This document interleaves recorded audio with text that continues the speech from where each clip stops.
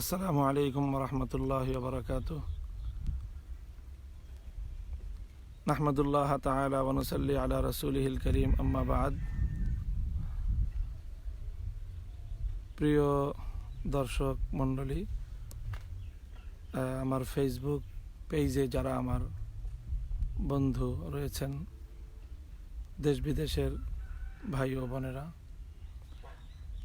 ইতিপূর্বে কিছুক্ষণ আগে আমরা এটি লাইভে এসেছিলাম, কিন্তু দুঃখজনকভাবে আমাদের লাইভে যন্ত্রগত ত্রুটির কারণে শব্দ আসেনি, সাউন্ড আসেনি। অনেকেই আমাদেরকে কমেন্ট করছিলেন, কিন্তু আমরা বিষয়টি তখন সমাধান করতে পারিনি। আমরা আশা করছি যে এখন হয়তো আমাদের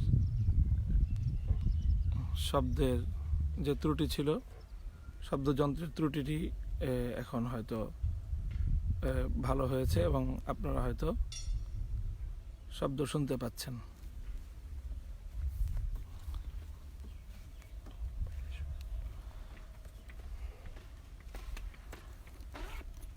তো এখন আসলে যে বিষয়টি নিয়ে আমরা কথা বলছিলাম, যে উদ্দেশ্যে আমাদের লাইভে আসা, সেটি আবারও আমরা আপনাদের সাথে শেয়ার করছি। আপনারা দেখছেন যে আমরা যেখানে আছি বিশাল একটি পরিসর, সুবিশাল ময়দান। এখানে এটি আমাদের স্বপ্নের প্রতিষ্ঠান জামিয়াতুত তারবিয়া আল ইসলামিয়ার পরিকল্পিত ক্যাম্পাস।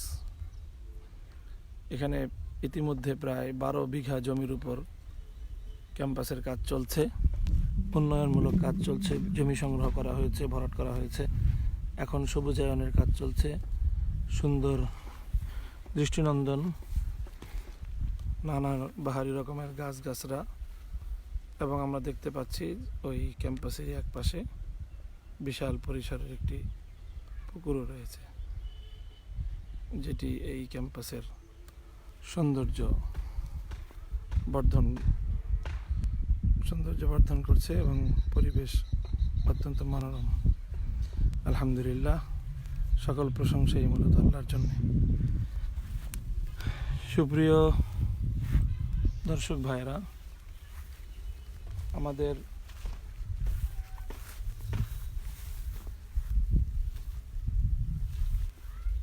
আজকের লাইভে আসার মূল উদ্দেশ্য হলো আপনাদের সাথে যে বিষয়টি শেয়ার করা, সেটি হলো আমাদের এই যে ক্যাম্পাস, জামিয়াতুত তারবিয়ার যে ক্যাম্পাস গড়ে তুলছি, এর একাডেমিক কার্যক্রমও অস্থায়ীভাবে চলছে।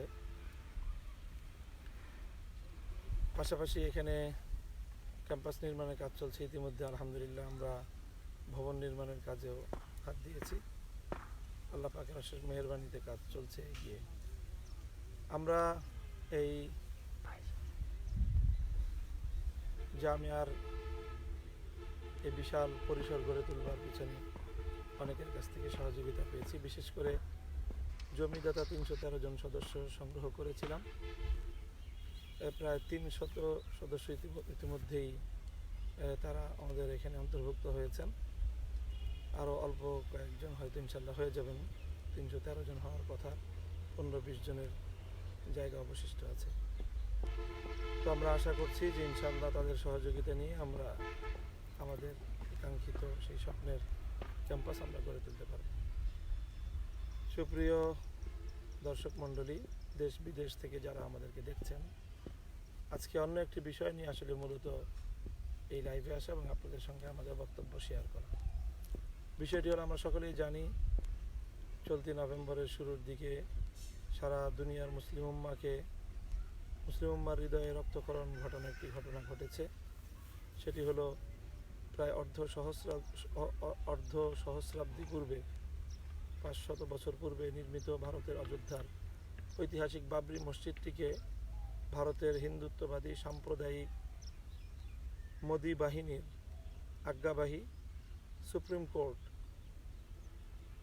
সেখানে বাবরি মসজিদ সম্পূর্ণরূপে বিলীন করে দিয়ে তার উপর রাম মন্দির নির্মাণের সিদ্ধান্ত এবং রায় দিয়েছে। বিষয়টিকে সারা পৃথিবীর শান্তিকামী মানুষ প্রত্যাখ্যান করেছে এবং এটিকে অত্যন্ত গর্হিত একটি রায় বলে আখ্যায়িত করেছে। স্বয়ং ভারতের হিন্দু যারা সুশীল সমাজ এবং যারা বিবেকবান, সুপ্রিম কোর্টের বা ভারতের হাইকোর্টের প্রাক্তন আইনজীবীরাও, প্রাক্তন বিচারপতিরাও তারা অনেকেই এই রায়ের কঠোর সমালোচনা করেছেন এবং এটিকে একটি অনভিপ্রেত ঘটনা বলে উল্লেখ করেছেন। বাবরি মসজিদটিকে রায়ের মধ্য দিয়ে 500 বছরের একটি জলজান্ত ইতিহাসকে অস্বীকার করার অপচেষ্টা করা হয়েছে, কিন্তু ইতিহাস তো ইতিহাসই তার আপন গতিতে চলবে এবং এটি পৃথিবীতে বিচার ব্যবস্থার একটি কলঙ্কজনক অধ্যায় হিসাবে সারা দুনিয়ার শুধু মুসলমান নয় বরং জাতি ধর্ম নির্বিশেষে প্রতিটি সত্যকামী মানুষের কাছে এটি বিচার ব্যবস্থার একটি কলঙ্কজনক অধ্যায় হিসেবে চিহ্নিত হয়ে থাকবে। সম্মানিত দর্শক মণ্ডলী, আমরা সে বিষয়টির জন্য দুঃখ এবং আমাদের যতটা ক্ষোভ এবং প্রতিবাদ রয়েছে আমরা সেটি জানিয়েছি, জানাচ্ছি এবং জানাতে থাকব। 1992 সালে যখন বাবরি মসজিদকে শহীদ করা হয় তখন আমরা জানি শাইখুল হাদিস আল্লামা আজিজুল হক রহমতুল্লাহি আলাইহি সেই বাবরি মসজিদ পুনর্নির্মাণ করবার লক্ষ্যে ঐতিহাসিক লং মার্চের ঘোষণা দিয়েছিলেন এবং 1993 সালের 2রা জানুয়ারি ঢাকার বাইতুল মোকাররম মসজিদের দক্ষিণ গেটের সংলগ্ন ঐতিহাসিক পল্টন চত্বর থেকে লাখো জনতার কাফেলা নিয়ে তিনি অযোধ্যা অভিমুখে যাত্রা শুরু করেছিলেন। আলহামদুলিল্লাহ, সেই ইমানি কাফেলার অভিযাত্রায় আমি অংশগ্রহণ করার সৌভাগ্য লাভ করেছিলাম। 4 জানুয়ারি 1993 যশোরের কেন্দ্রীয় বাস স্টেশন থেকে যখন শাইখুল হাদিসের নেতৃত্বে লং মার্চের কাফেলা অযোধ্যা অভিমুখে যাত্রা শুরু করে তখন জাতীয় ও আন্তর্জাতিক গণমাধ্যমগুলোর ভাষ্যমতে প্রায় 5 থেকে 7 লক্ষ তৌহিদি জনতা সেই ইমানি কাফেলায় অন্তর্ভুক্ত হয়েছিল। 16 মাইল পথ চলে চিকুরগাছার কাছাকাছি গিয়ে তৎকালীন সময়ের সরকারের বাহিনী পুলিশের গুলিতে, পুলিশের বুলেটের আঘাতে সেই লং মার্চের কাফেলার যাত্রা থেমে যায়। দুজন হারুন এবং কামরুল নামক দুজন ইমানদার তৌহিদি জনতার বুকের তাজা রক্ত দিয়ে লং মার্চের কাফেলা সেদিন শহীদি কাফেলার মর্যাদা লাভ করেছিল। শাইখুল হাদিস রহমতুল্লাহি আলাইহি অযোধ্যা যেতে পারেননি। বাবরি মসজিদ পুনর্নির্মাণে তার সহযাত্রীরাও তারা প্রত্যক্ষ ভূমিকা রাখতে পারেনি, কিন্তু শাইখুল হাদিসের ঘোষণা ছিল বাবরি মসজিদ নির্মাণ না করে, বাবরি মসজিদ নির্মাণের কোনো উদ্যোগ না নিয়ে ভারতের প্রধানমন্ত্রীকে বাংলাদেশে নরসীমা রাওকে পা রাখতে দেওয়া হবে না। সেই সময়ে আসন্ন সার্ক সম্মেলন পণ্ড হওয়ার উপক্রম ছিল, কিন্তু সরকার শাইখুল হাদিস রহমতুল্লাহ আলীকে গ্রেফতার করে কারান্তরীণ রাখে এবং সার্ক সম্মেলন করার তারা আয়োজন করে। ভারতের নরসীমা রাও সেই সার্ক সম্মেলনে এসেছিল বটে, তবে স্বতঃস্ফূর্ত এবং স্বাভাবিক কোনো কার্যক্রম সে এখানে পরিচালনা করতে পারেনি। তাকে অল্প সময়ের ব্যবধানেই সার্ক সম্মেলন স্থল থেকে আবার তার দেশে ফিরে যেতে হয়েছিল।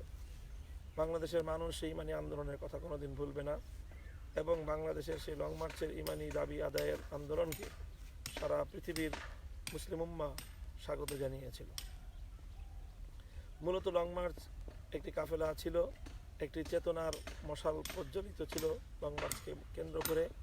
আজও পর্যন্ত সেই চেতনা আমরা বক্ষে ধারণ করছি এবং বাংলাদেশের ইতিহাসে বাবরি মসজিদ নির্মাণের লক্ষ্যে লং মার্চ করা একটি গৌরবোজ্জ্বল অধ্যায়, যেটি এদেশের মানুষের ইমানি চেতনা এবং বাতিল প্রতিরোধে তাদের ঐতিহ্যকে সমুন্নত রাখবে, এটাই আমাদের আশাবাদ। আজ আমরা যে বিষয়টি বলতে চাই সেটি হলো, এখন বাবরি মসজিদ ওরা শহীদ করে দিয়েছে। বাবরি মসজিদ শহীদ হয়ে গেছে তার অর্থ এ নয় যে বাবরি মসজিদের পাট চুকে গেছে। আমরা বড় দৃঢ়ভাবে বিশ্বাস করি, এটি আমাদের ঈমান এবং ইয়াকিন। যেমনিভাবে এক সময় পবিত্র বাইতুল্লাহ শরীফকেও পৌত্তলিকতাবাদী মুশরিকরা দখল করেছিল। বাইতুল্লাহ শরীফের ভিতরে 360 মূর্তি তারা প্রবিষ্ট করিয়েছিল এবং স্থাপন করেছিল, এবং তারা মনে করেছিল সেটাই বাইতুল্লাহর চূড়ান্ত পরিণাম। কিন্তু আলহামদুলিল্লাহ 8ম হিজরির রমজানুল মুবারক মাসে রাসূল আকরাম সাল্লাল্লাহু আলাইহি ওয়াসাল্লাম যখন মক্কা বিজয় করেন, তখন বাইতুল্লাহ শরীফ থেকে একটি একটি করে মূর্তি তিনি অপসারণ করেছেন। আল্লাহ নবীর কণ্ঠে সেদিন উচ্চারিত হয়েছিল, জা আল হক ওয়া যাহাকাল বাতিল ইন্নাল বাতিলা কানা যাহুকা, জা আল হক ওয়া মা ইবদিউল বাতিল ওয়া মা ইউঈদ। সত্য আগত, মিথ্যা অপসৃত। আল্লাহর নবীর কণ্ঠে উচ্চারিত কোরআনে পাকের সেই ঘোষণা আজও আমরা স্মরণ করি। আমরা বিশ্বাস করি যে অযোধ্যার বাবরি মসজিদের জায়গা দখল করে হিন্দুত্ববাদী গোষ্ঠী হয়তো বর্তমান সময়ে পেশিশক্তির বলে মসজিদের জায়গায় মন্দির নির্মাণ করতে পারবে, কিন্তু এটি বাবরি মসজিদের চূড়ান্ত ভাগ্য ইনশাল্লাহ নয়। এমন একটি দিন আসবে যেদিন ইনশাল্লাহ আবার অযোধ্যা উদ্ধার হবে, এবং সেই অযোধ্যার সেই জায়গায় আবার আমাদের প্রাণপ্রিয় বাবরি মসজিদকে আমরা পুনরুদ্ধার করব, এবং সেখানে আবার এক আল্লাহর কুদরতি কদমে তাওহীদপন্থী একত্ববাদীগণ সেজদায় লুটিয়ে পড়বে। আল্লাহু আকবরের বড়ত্বের ধ্বনি আবার উচ্চারিত হবে ইনশাআল্লাহ। সেই চেতনাকে আমরা আমাদের প্রজন্মের মধ্যে পক্ষে ধারণ করব, এবং আমরা আমাদের পরবর্তী প্রজন্মের হৃদয়েও সেই চেতনার মশাল আমরা জ্বালিয়ে দেব। চেতনার এই বন্যী শেখা আমরা ছড়িয়ে দেব প্রজন্ম থেকে প্রজন্মান্তরে ইনশাআল্লাহুল আজিজ। সেই চেতনার মশাল জাগ্রত রাখার জন্যে আমরা একটি চিন্তা করেছি, একটি উদ্যোগ নিয়েছি। সেটি হলো জামিয়াতুত তারবিয়ার এই সুবিশাল ক্যাম্পাসে আমাদের মাস্টার প্ল্যান অনুযায়ী বিশাল বিশাল ভবন, শিক্ষা ভবন, আবাসন ভবন, একাডেমিক ভবন, প্রশাসনিক ভবন, সমস্ত ভবনগুলো এখানে নির্মাণ হওয়ার সুপরিকল্পনা রয়েছে। সেই সঙ্গে এই বিশাল ক্যাম্পাসে একটি বিশাল পরিসরের মসজিদ নির্মাণ হওয়ারও একটি পরিকল্পনা, মসজিদ নির্মাণ করার পরিকল্পনা রয়েছে। আমরা সাম্প্রতিক এই ঘটনাবলিতে আমাদের হৃদয়ে আহত, বাবরি মসজিদের জন্য আমাদের হৃদয় কাঁদে। বাবরি মসজিদকে আমরা কোনোদিন ভুলতে পারবো না। ইতিহাসের অমলিন এই ইতিহাসকে, এই অমলিন অধ্যায়কে ইনশাআল্লাহ কেউ মুছে ফেলতে পারবে না। বাবরি মসজিদের চেতনাকে জাগ্রত রাখার জন্যে, বাবরি মসজিদের চেতনাকে আগামী প্রজন্মের মধ্যে ছড়িয়ে দেওয়ার লক্ষ্যে আমরা চিন্তা করেছি, উদ্যোগ নিয়েছি যে আমাদের জামিয়াতুত তারবিয়ার ক্যাম্পাসে নির্মিতব্য মসজিদটি বাবরি মসজিদ নামে ইনশাআল্লাহ আমরা নির্মাণ করব। বিশাল পরিসরে বাবরি মসজিদ নির্মাণ হবে ইনশাআল্লাহ।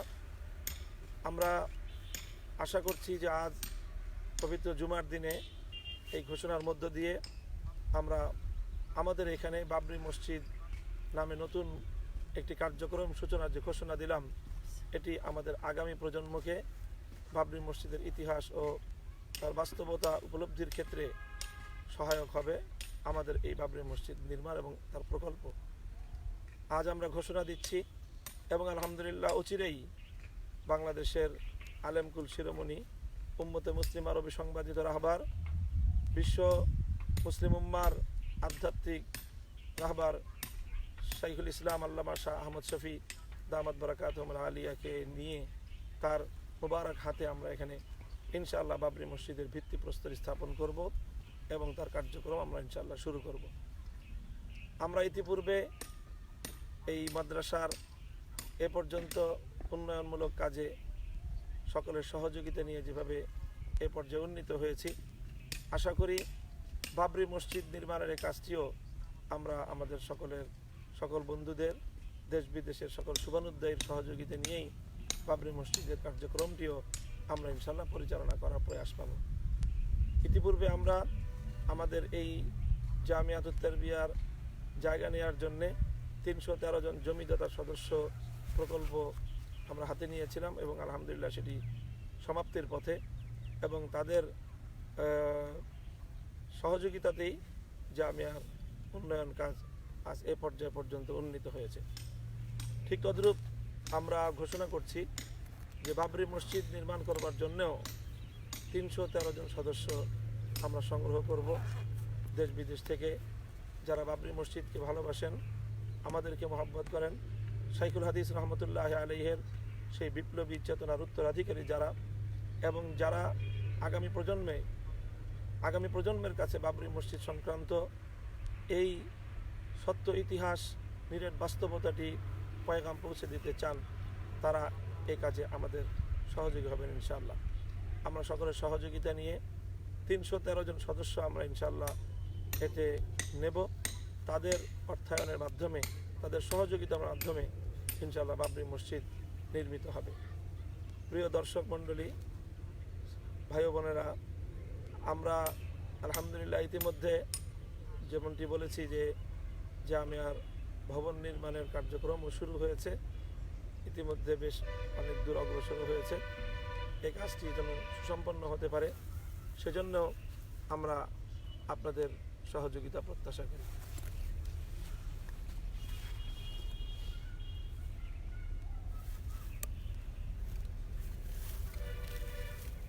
আমরা আপনাদেরকে এখন একটু আমাদের ক্যাম্পাসের বর্তমান চিত্র এবং বর্তমান দৃশ্যগুলো আপনাদেরকে দেখাবো। আপনারা দেখতে পাচ্ছেন যে আমরা যেদিকে এগিয়ে যাচ্ছি সেটি আমাদের জামিয়ার ক্যাম্পাসে একটি বিশাল পরিসরের পুকুর রয়েছে। এখানে বহু রকমের মৎস্য চাষের প্রকল্প গ্রহণ করা হয়েছে। পুকুরের পাড় জুড়ে সবুজায়ন এবং বিভিন্ন শাকসবজি, ফলমূলের গাছ রোপণ করা হয়েছে। জামিয়ার এই মূল যেই ক্যাম্পাসের চারপাশ দিয়েই এমন সবুজায়ন এবং বৃক্ষরোপণ করে এটিকে একটি নয়নাভিরাম দৃশ্য গড়বার চেষ্টা ইনশাল্লাহ আমরা করছি। আমরা ইতিমধ্যে যে ভবন নির্মাণেরও কার্যক্রম অগ্রসর হয়েছে সেটিও আপনাদেরকে দেখাবো ইনশাল্লাহ, আপনারা দেখতে পাবেন। আমরা আশা করছি যে দেশ বিদেশে যারা আমাদেরকে ভালোবাসেন, আমাদেরকে মহব্বত করেন, দিনের বহুমুখী কার্যক্রম পরিচালনার ক্ষেত্রে আপনারা আমাদেরকে ভাবে সহযোগিতা করে যাবেন ইনশাআল্লাহ।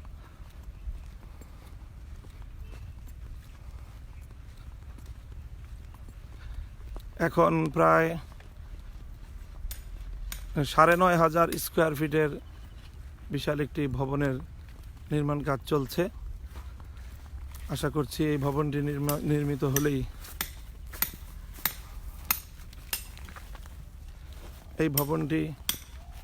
হলেই ইনশাআল্লাহ এখানে মাদ্রাসার শিক্ষা কার্যক্রমও শুরু হতে পারবে।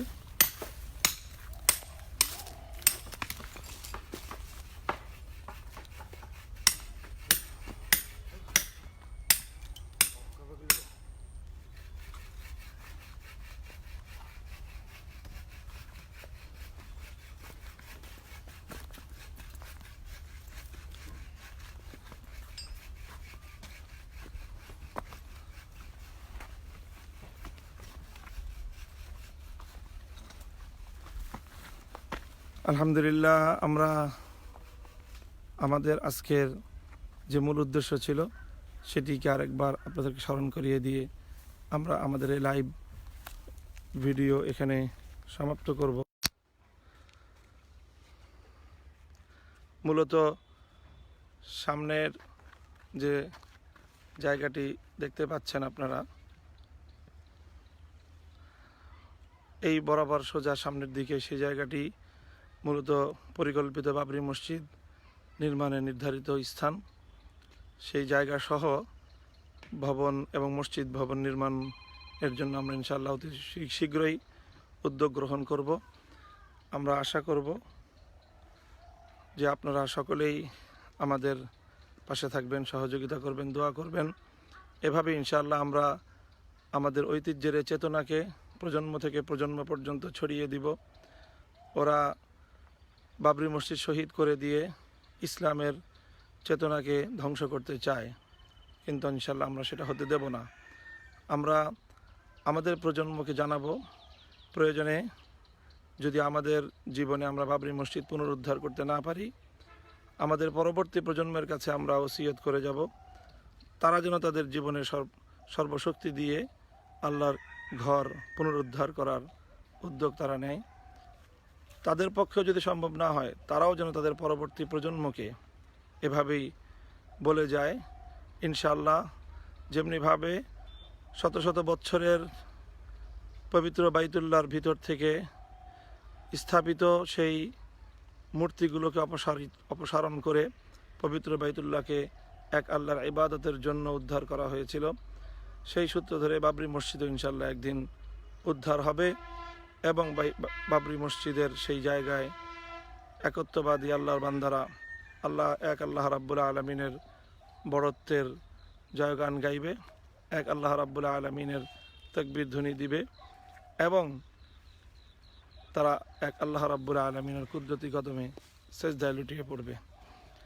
আমাদের এই চিন্তা এবং এই স্বপ্ন যেন বাস্তবায়ন হয়, সকলের কাছে সেই দোয়া আমরা কামনা করি। আপনারা সকলে ইনশাআল্লাহ দোয়া করবেন। আল্লাহ রাব্বুল আলামিন আপনাদের সকলকে উত্তম বিনিময় দান করুন। ওয়া আখিরু দাওয়ানা আলহামদুলিল্লাহি রাব্বিল আলামিন। আসসালামু আলাইকুম ওয়া রাহমাতুল্লাহ।